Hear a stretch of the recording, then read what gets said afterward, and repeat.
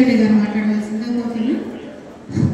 ఈరోజు కళ్యాణ లక్ష్మి చెట్ల పంపిణీ కార్యక్రమానికి ముఖ్య అతిథిగా ఇచ్చేసిన అన్న బండారు లక్ష్మీరెడ్డి గారికి, అదేవిధంగా మిత్రుడు ప్రభాస్ అన్న గారికి, ఎంఆర్ఓ నాగిరెడ్డి గారికి, ఆర్ఐ గారికి, మిగతా మండల వివిధ సిబ్బందికి అందరికీ కూడా, మరియు మన లబ్ధిదారులకు ఇక్కడ వచ్చేసిన నాయకులందరికీ కూడా నమస్కారాలు తెలియజేసుకుంటూ, గత ప్రభుత్వం పేద ఇంటి ఆడబిడ్డ పెళ్లి చేయాలంటే కష్టం ఉండాలి.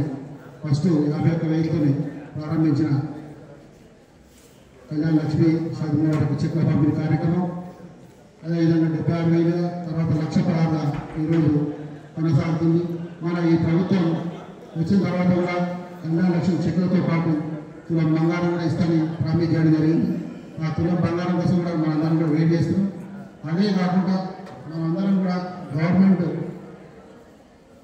ఏదైతే మన ఈ మలపూర్ దగ్గరకు వచ్చినట్టయితే పౌండేని భవన్ అని, అంబేద్కర్ భవన్ అని, ఇంకా ఇలాంటివి కూడా మన గవర్నమెంట్ కూడా చిన్న చిన్న వాటి కూడా పెళ్లి చేసుకోవడానికి ఏర్పాట్లు చేయడం జరిగింది.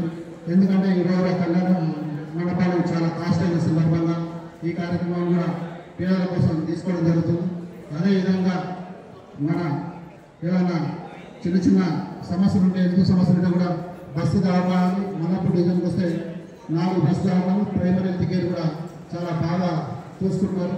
ఇక్కడ ఉన్న ఈ బస్సు దవాఖానాలు కూడా మీరందరూ కూడా ఉపయోగించుకోవాలని తెలియజేసుకుంటూ, ప్రతి ఒక్కరు కూడా మీరందరూ కూడా మీ కుటుంబాలు చక్కగా ఉంటే, మీ కుటుంబాలు బాగుంటే అంత ఆటోమేటిక్గా మన రాష్ట్రం బాగుంటుంది, రాష్ట్రం తర్వాత దేశం బాగుంటుంది. కాబట్టి అందరం కూడా ఎవరి కుటుంబం వాళ్ళు బాగుంటట్టు ఉండాలి, ఎవరి పిల్లలను కూడా వాళ్ళు బాగా చూసుకోవాలి. ఈ రోజులలో కూడా గంజాయి డ్రగ్స్ కూడా చాలా ఎక్కువైతుంది, ఇంకా చెడు అలవాట్లు కూడా చాలా వరకు ఉండాలి.